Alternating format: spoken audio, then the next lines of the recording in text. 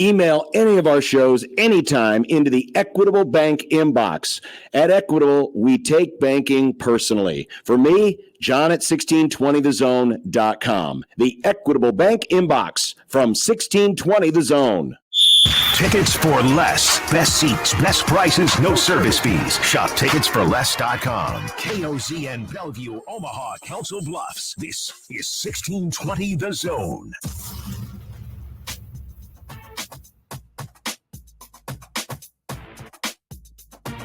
All right, welcome back. Connor Happer, Josh Hodson with you on a Monday edition of the Connor Happer Show on 1620 The Zone and on 1620thezone.com. We are now joined on the 42 Degrees of Source hotline by our good friend Sam McKewon from the Omaha World-Herald. Sam, good afternoon. How are you? Good. How are you doing? Good to talk to you again. How was your week last week? It was actually quite busy, but I took a week off from the radio interviews. That's good. Yeah, very little ever slowed us down at the Omaha World-Herald, but yeah, it's good to be back. We got a little bit more to talk about. Well, a little bit, I guess, with recruiting, but yeah, good. Yeah, they got a quarterback. That's where I definitely wanted to start the 2025 class. I think there's a lot of different directions you can kind of take it. I am interested in kind of the setup and the room, and my kind of takeaway, Sam, was Nebraska positioning itself as a school that is going to recruit and develop quarterbacks rather than a school that is going to take 1 year stopgaps out of the portal every year. I think that's probably that's definitely a sign of this. No. Yeah, I think you're right about that. I think if they were going to do that, they probably would have done it, as a bridge to gap the the Raiola and whatever came before Raiola eras. Yeah. So they're obviously comfortable with developing Dylan and Lateef will probably redshirt, I would guess. That'd probably be the plan, but of course you don't really know. You gotta see how Raiola does this season. Lateef's not going to sign until December, so we'll have an entire season's worth of work from Dylan Raiola by the time Lateef actually signs. So we'll know more about where he's at. Of course, he's got to stick with the program and all the rest. But I think obviously the larger vision is that Dylan's going to be a quarterback at Nebraska for 3 years, right? And he's going to knock it out of the park, and he's going to go to the NFL, and then they're going to need another guy. And that could be Danny, that could be Lateef, that could be the guy in 2026. Of course, they want to do that. There's always that opportunity too of a potential transfer that maybe helps you out. So yeah, you want to basically, which has done a really good job of developing. But you'll live with the other options too if that's what you got to do. How were they able to because Lateef was not their first choice, and Alex Mansky seemed like the guy that they were going after. He ended up at Iowa State. They pivoted quickly, and this guy Lateef, who they got the commitment from over the weekend, was a relatively national recruit. They pivoted to him, and they were able to get in and develop that relationship really, really quickly. How quickly did this come together, and what does that say about Nebraska's kind of ability to organize and then reshift to a different direction? I think that Nebraska's, betting on this kid a little bit. Obviously, he had the odd injury last year, recovered from it, but let's see where it goes there. And I think there's also he's undersized. He's of course Bryce Young is undersized, so he's not a giant guy. So sometimes some schools will be like, yeah, even if he's a good player, we're just not. We like our quarterback to be 6'4", 6'5", regardless, or Dylan's size, 6'3", 220. But there were some schools that were interested. I think Nebraska probably recruited him best out of that bunch and really pursued him. And any kid who's from out there has got to be comfortable with leaving, and most of those kids are. Yeah, they don't really want to stay out there and play quarterback. They just don't, unless it's USC. Then they're interested. But a lot of California QBs leave the state really good ones too. Many of the best ones in recent years just don't stick around. It's also true to the city of Miami. That the best quarterbacks leave there as well. So, I think they did a nice job of trying to develop kind of a relationship here. And these things happen pretty quickly with quarterbacks. You want to get one in the fold, you want to develop them, and you want to make sure there's a relationship there. And yes, they did go after Alex Mansky first. I think Alex is probably a little bit more dynamic athlete, but I think Lateef's a better passer of the football. I think Mansky's got some upside athletically, get out of the pocket. Lateef is a pretty polished player, and we'll see what he does in the next 2-3 years. But I've liked a lot of Nebraska quarterback recruits over the years. I never had, I think you can see the upside with a lot of the guys that they sign. Yeah. The upside with Heinrich Harbert. So, you don't want to kick him out of the thing yet. So, I think there's opportunities here for a bunch of different guys, and you never know which one's going to pan out. Sometimes you're just certain that it's going to be one quarterback, and then you're surprised. It turns out to be somebody else. It's funny. I was thinking about this piece just from a more general, I guess, recruiting perspective and the way, where we are with the portal and things of that nature. Like, if you're an incoming freshman, you're playing. Let's just specifically keep it to quarterbacks. You're incoming freshman, or you're a committed, guy, a senior, in the class, and you're committed to the place. How little importance does it place on getting it right the first time, considering we have basically 1-year contracts? And I'm not saying that this guy is going to leave or anything like that. Like, you don't know. You just have to evaluate it year by year. But, the statistics will tell you that if you bring in a freshman, there's more than a 50% chance that guy is not going to end up being your quarterback. And or at the very least, he's not going to stay for 4 years. Mm-hmm. For sure. It's an interesting dance that you have to do. And Ohio State's one of the few programs that was managed able to keep all of their quarterbacks. I don't know how they did that, but they did. Probably paid them to stay. I don't know. Definitely. There's a little bit of a dance in the entire process. What I would say is that I try to have probably one extra quarterback on hand, and some teams like to go light and tight there and just keep 2 or 3, and I'd probably keep more. I feel like that benefited Nebraska in the Bill Callahan era, where they brought in Jordan Davis and Bo Davis, or Jordan Adams and Bo Davis, and and Zach Taylor and Joe Daly there. You had some guys leave, but you know what you got out of it? You got Zach Taylor out of it. Then you had Joe Gans out of it.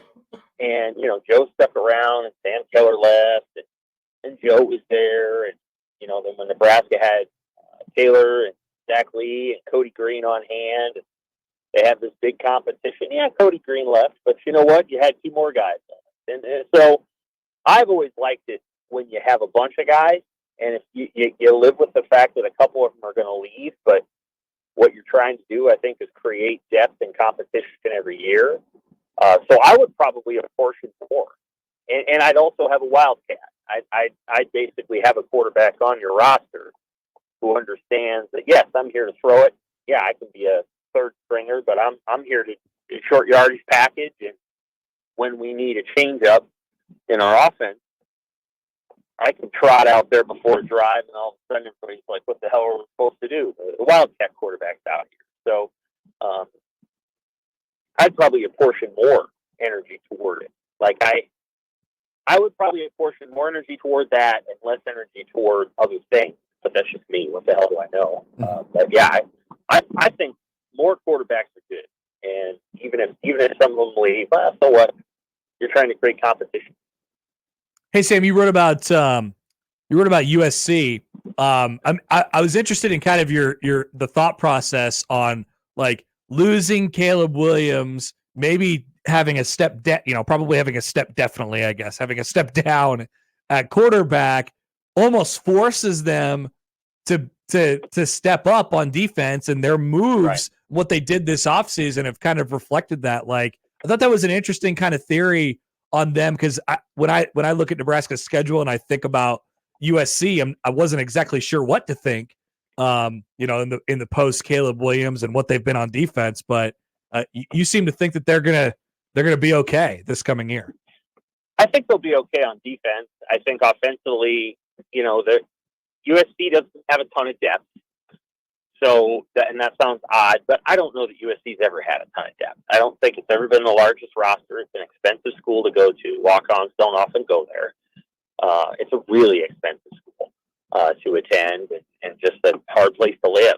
I mean, LA is expensive. So they don't have like 140-man roster. So, they don't have a ton of depth, but I do think they're going to have some real talent on defense if they can stay healthy. And I think that the coordinator that they've got, he's got a system.